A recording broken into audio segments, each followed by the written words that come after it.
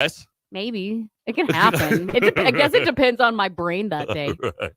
It is Fire Prevention Week, and we're in the studio with us is Lampasas Fire Department Chief Jeff Smith. Second time you've been in the building, Chief. Welcome aboard again. I appreciate it. Yeah, thanks for not bailing on us. I was scared. I was like, "Hey, Amy, I don't want to do this. Will you call the chief and see if he can come in? Because he'll tell me no." No, I won't. He goes. He asked Amy, "Is he going to behave this time?"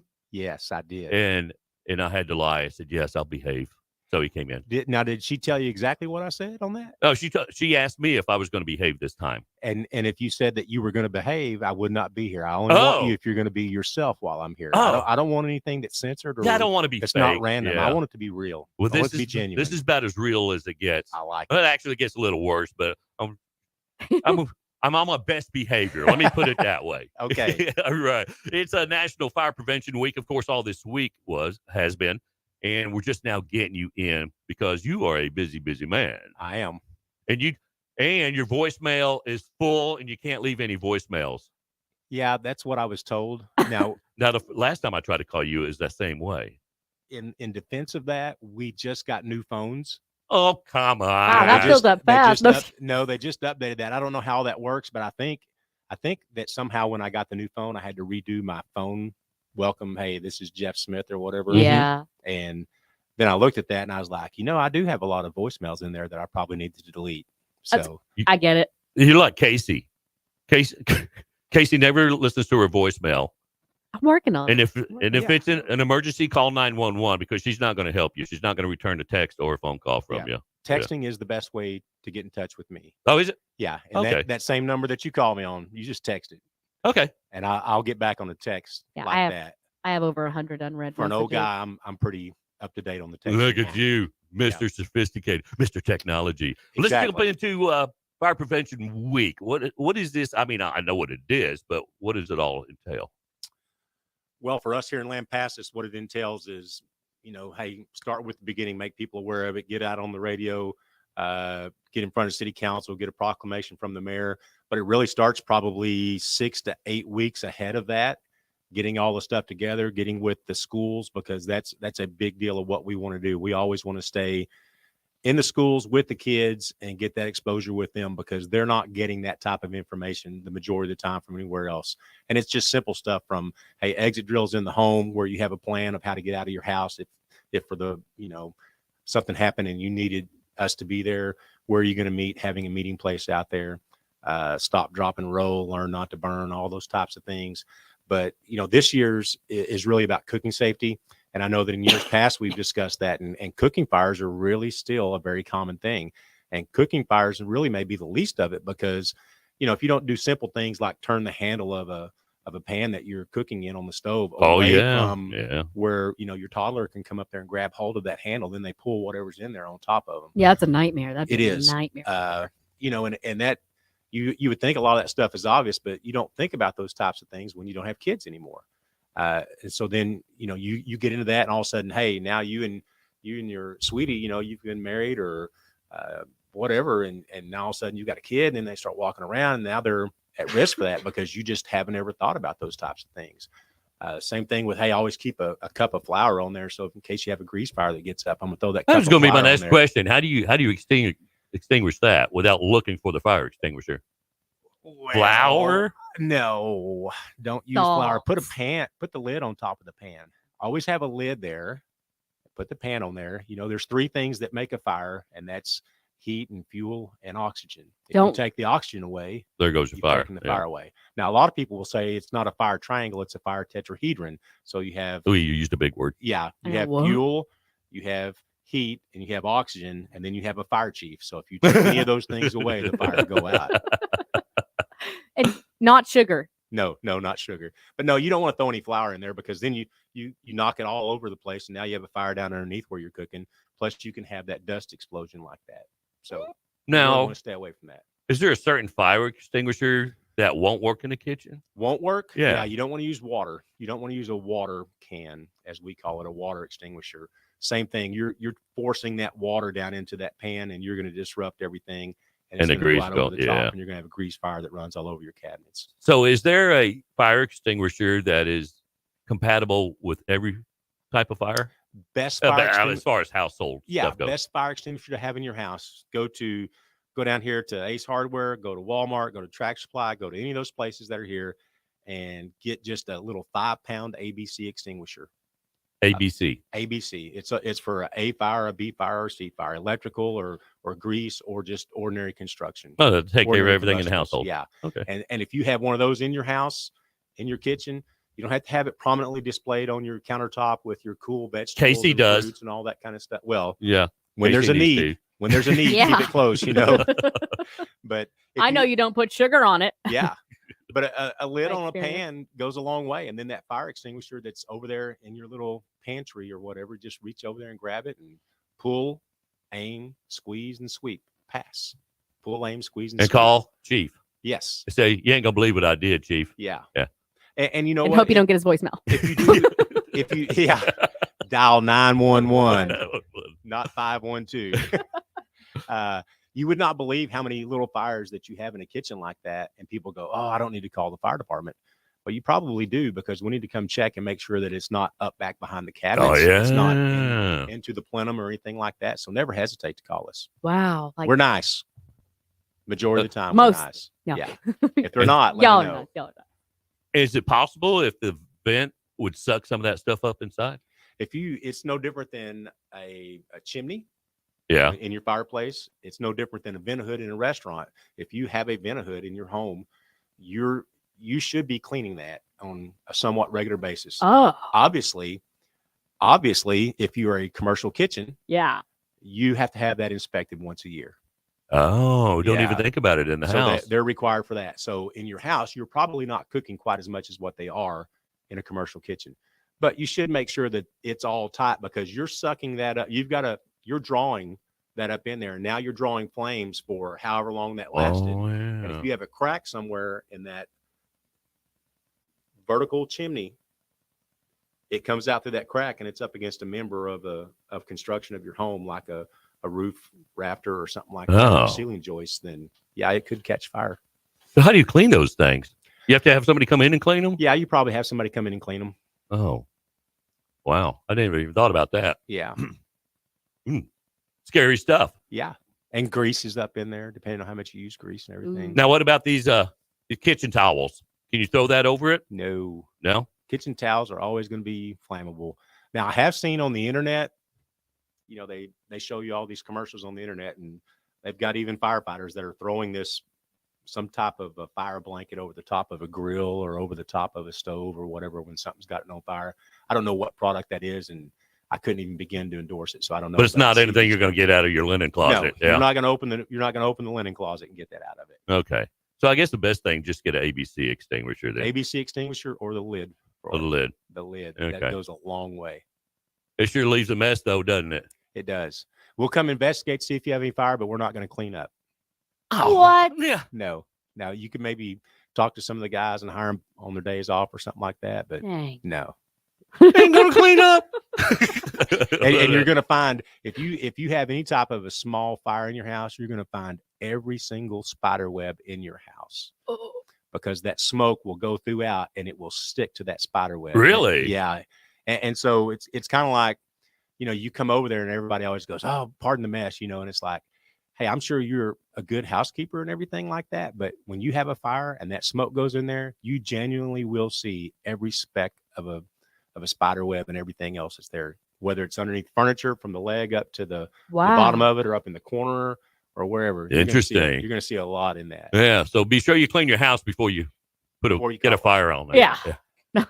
Clean houses. Yeah. Clean house. Yeah. clean your spider webs before you call 911. Jeff would be like, damn, man, clean your house. Last time you dusted. Now, as far as Fire Prevention Week, this doesn't have anything to do with the smoke alarms or the carbon monoxide alarms. As far as changing batteries or anything, is that a certain time? Nope, we do that when we change the time. So Oh. we just discussed, what is it, November 4th or 5th?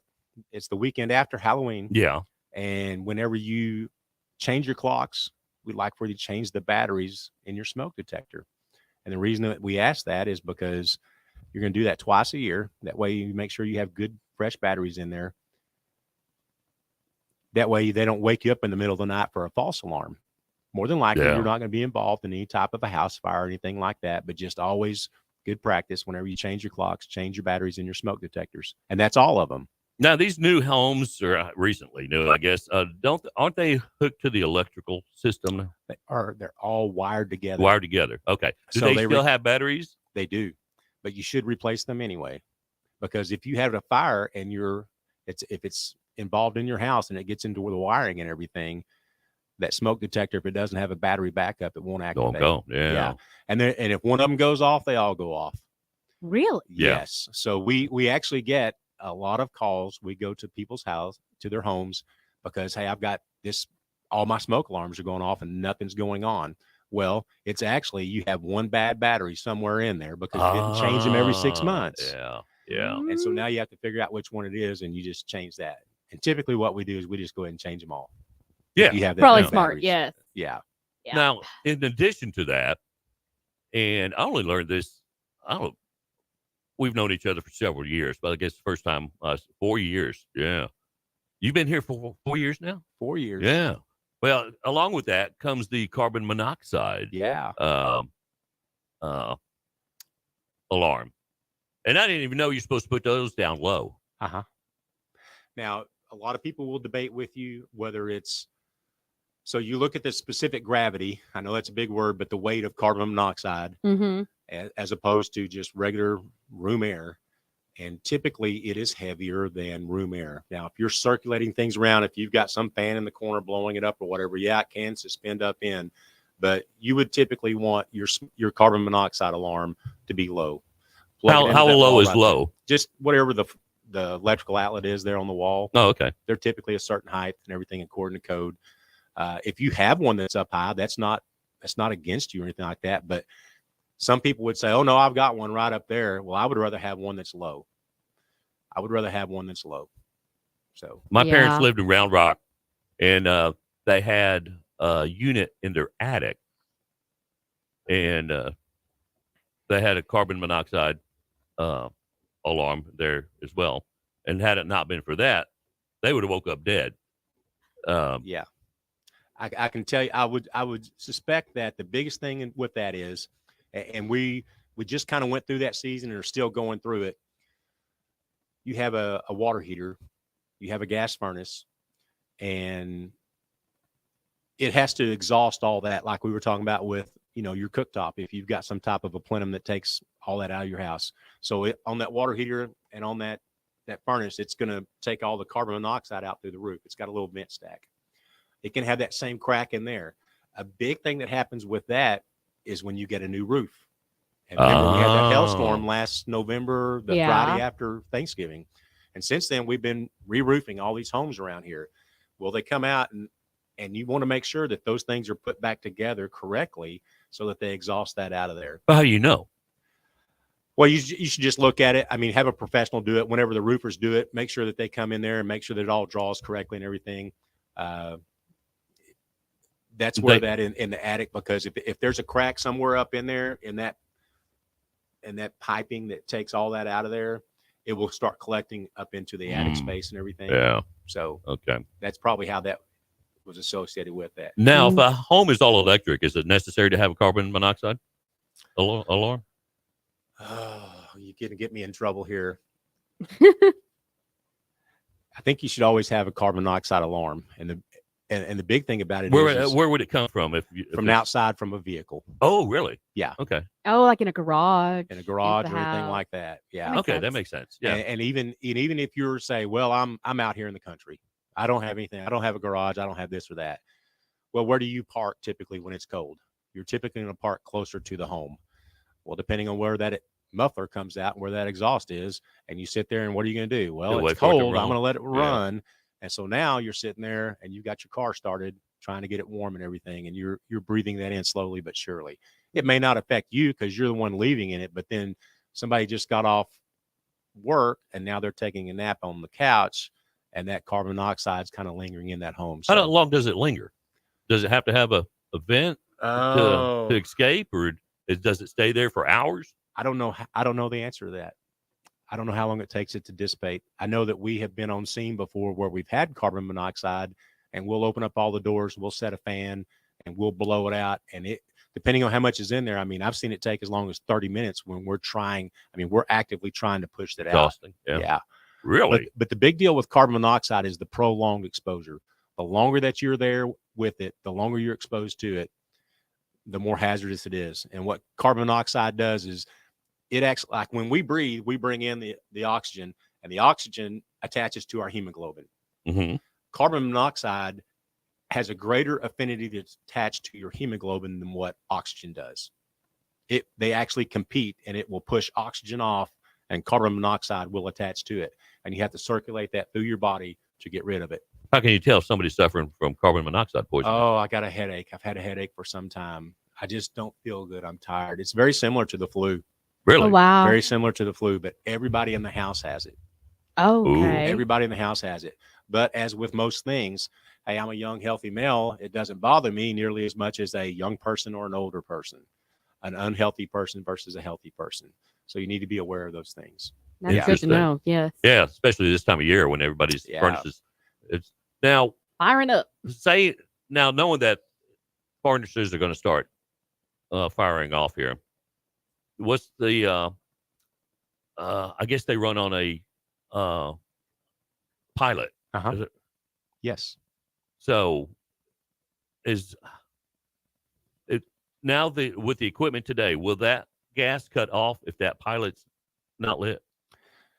So currently, I can't remember how long, over a decade, we don't have the gas pilot light anymore. Oh, really? No, when you go get a new furnace or a new water heater, it's an electronic Electric one, ignition. yeah. Just like in your cooktop, when you turn the knob and you hear that click, click, click, Mhm. click, click, and then all of a sudden it comes on, Oh. your water heater and your furnace are both that same way. Now, it may not be a click, click, click, click, but what it does is you've got a little probe in there, and say it's the size of your little finger. And when it calls for heat, whether it be your furnace or your water heater, that starts to glow, and it gets incredibly hot because it's wired in there, and that's what it does. And then they push gas past it, and it ignites that gas. And if it doesn't ignite within a certain amount of time, then it shuts down, and you'll hear the little fan, and it'll clear it out. They tried it one more time, and then your circuit board in your heater will not allow it to do it again. And you'll have to replace that little, Interesting. Wow. little electronic ignition. Now, if you have an older home, or if you had an older furnace or water heater, you still will have that. So what happens is you have a thermocoupler, and you mash down on a valve, and you light this right here, and you've Right. got I remember gas, those. Yeah. and that little pilot light will burn on that thermocoupler. And while it does that, it actually produces energy, and that energy keeps that magnet open to allow gas to come by it. Once that pilot light goes out, the heat is gone, so that magnet closes, and it won't allow it to Okay. push gas. That makes through sense. there. Okay. So And you thought I was just a fire chief. yeah. No, you're an electrician now. Of course, when everybody starts turning their furnaces on, I had to last Saturday, just to blow it out. No, not because it was too cold, just because the windows were open, Yeah. and now is a good time to Yeah. get the funk out of the house there. Yeah. Yeah. When He was you cold. when you Yeah, turn I was shaking like a chihuahua. when you turn the heat on, it's the first time that you use those burners and everything, and now you've got an open flame in there, or you've got an open heating element if it's an electric furnace Full of dust. full of dust. Yeah. And that's what that is, and that's what that smell is. So we always encourage people, hey, the first time it gets cold, we'll just put a jacket on or a robe on or something like that and tough it out. But later on that day, chances are you're going to have the windows open. Crank that thing up and let it burn off and everything. Now, officially, I'd say, hey, you should have your heating inspected once a year by a professional and have them come out and look at it and see if there's anything wrong with it and tune it up and all that kind of stuff. That's up to you. That comes down to the individuals. But hey, I definitely open the windows and run that thing and get that smell out of it. Oh yeah, yeah. It was funky. Yeah. Funky. I like it cold, so I haven't turned the heater on yet. Well, you must have loved this summer. Yeah. Yeah. Anything else we're missing? Oh. We'll think of it later. Okay. Yeah, All yeah, right. later. I love that grace. Yeah. I love that grace. Y'all always allow me to come back. I go, oh, I just thought of this. Oh yeah, come on. You know, you're always welcome here anytime. And you too, Ashley. Yeah. Okay, so it's now when Ashley takes over. I mean, I No, understand. no. Matter of fact, we need both of you to stick around because we're going to play a round of Battle of the Sexes. Okay. I like it. All right. You don't have to do anything important like work or anything.